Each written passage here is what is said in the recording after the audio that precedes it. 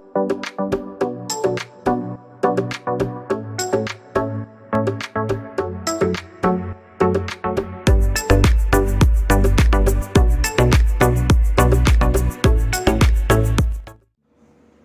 நண்பர்களே, விஜய் பிரேக் பேசுகிறேன்.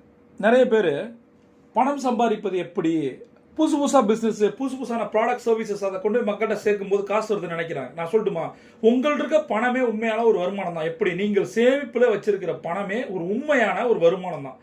நிறைய சம்பாதிக்கிறீங்க, நிறைய செலவு பண்ணுறீங்கன்னா கையில் எதுவும் இருக்காது.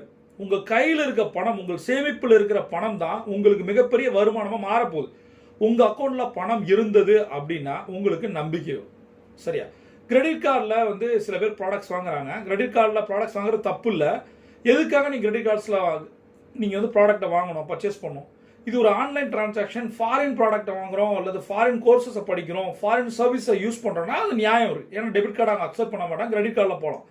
கிரெடிட் கார்டிலே போகக்கூடாது. அது இன்டிசிப்ளின். அப்படி கிரெடிட் கார்டில் போயிட்டோம் அப்படின்னா அந்த டியூரேஷனில் நீங்கள் அந்த பணத்தை கட்டியிருக்கணும். அப்படி இல்லைனா வட்டிக்கு மேலே வட்டி போட்டு அது மிகப்பெரிய பிரச்சனையாகும். அது சிபில் ஸ்கோர் அஃபெக்ட் பண்ணும். நிறைய பேர் நினைக்கிறாங்க சிபில் ஸ்கோர் ஒன்லி பேங்கிங் டிரான்சாக்ஷனுக்கு மட்டும்தான். அப்படி கிடையாது. மொபைலை யூஸ் பண்ணிட்டு மொபைல் பில் கட்டாமல் விட்டிங்கன்னா கூட சிபில் அஃபெக்ட் ஆகும். புரியுதா? அடுத்தது, இப்போ பணம் இல்லை, என்னால் பில்ஸை சரியாக கட்ட முடியல, லேட்டாக கட்டுறேன் அப்படின்னா நீங்கள் உங்களுடைய லெவலுக்கு மீறி செலவு பண்ணுறீங்கன்னு அர்த்தம். சரியா? உங்களுக்குள்ள ஒரு டிசிப்ளின் இல்லை. அதனால் பில்ஸ், எலக்ட்ரிக் பில்லோ மொபைல் பில்லோ சரியான இடத்துல கட்டிடணும். அது தப்பாகுது, மிஸ் ஆகுதுனாலே நீங்கள் சரியாக இல்லை. ரைட்? அடுத்தது, இப்போ எமர்ஜென்சி ஃபண்டுன்னு வச்சுருப்பாங்க. நான் அதை வலியுறுத்தி சொல்கிறேன். எமர்ஜென்சி ஃபண்டோ அல்லது என்ன சொல்கிறது, ஒரு எஃப்டிலேயோ வச்சுருக்க காசை ஏதாவது ஒரு விஷயத்துக்காக எடுக்கிறது. அப்போ நீங்கள் திரும்பவும் இன்டிசிப்ளின் ஆகுறீங்க. உங்களால் உங்கள்கிட்ட இருக்க பணத்தை மேனேஜ் பண்ண முடியல. அதனால் போய் எஃப்டியில் இருக்க காசையோ இல்லை எமர்ஜென்சி ஃபண்டையோ நீங்கள் எடுத்தீங்க அப்படின்னா அப்புறம் என்ன ஃபினான்ஷியல் டிசிப்ளின் உங்களுக்கு இருக்குது? எப்படி நீங்கள் பணக்காரன் ஆக முடியும்? அடுத்தது, இப்போ உங்களுக்கு காசு தேவை இருக்குன்னு வச்சிங்கன்னா நிறைய பேர் அப்படியே சர்வ் பண்ணுவாங்க. நெட்டில் தேடிட்டே இருப்பாங்க. அதில் பார்த்தீங்கன்னா நிறைய ஆப்ஸ் வந்துருச்சு. இப்போ கடன் கொடுக்குற ஆப்ஸ் நிறைய வந்துருச்சு.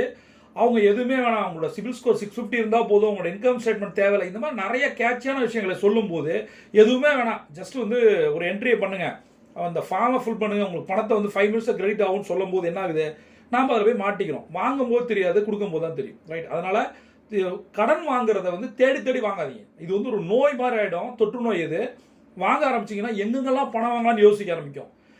ஏன்னா எப்படி சம்பாதிக்கலாம்னு யோசிக்கிறத விட்டுட்டு நம்ம என்ன பண்ணுவோம், நான் வாங்குற பணமே சம்பாதிக்க தான் சார், அந்த பிஸ்னஸை இன்வெஸ்ட் பண்ண நினைப்பீங்க. பட் அது என்ன ஆகிடும்னா திரும்ப திரும்ப திரும்ப இந்த ஆப்பில் வாங்கலாமா, இந்த ஃப்ரெண்ட்கிட்ட வாங்கலாமா, இந்த ரிலேட்டிவ்கிட்ட வாங்கலாமா, நம்மளோட ஏஜென்ட்டை ஃபோன் பண்ணி பேசி ஏதாவது எனக்கு பணம் வாங்கி கூட, என்னோட பிஸ்னஸ் வாங்கி கூட, இதை காரை வச்சு வாங்கலாமா, வீட்டை வச்சு வாங்கலாமா, மார்க்கேஜஸ் வாங்கலாமா.